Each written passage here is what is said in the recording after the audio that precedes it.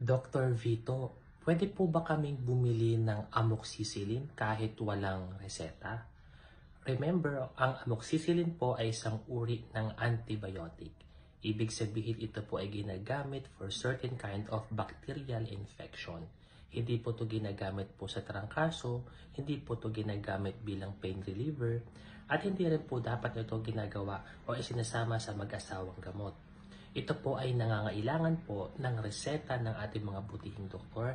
Nangangailangan po ito ng mga evaluations, physical examinations, nang sa ganon magkaroon tayo ng exact diagnosis at makonfirm natin kung nangangailangan po ba kayo ng antibiotic kagaya po ng amoxicillin. And again, wag po tayong mag-self-medicate.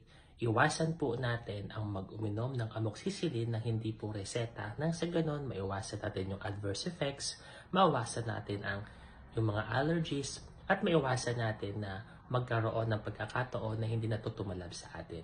Ito po si Dr. Vito, ang inyong Mindoreño Manggagamot.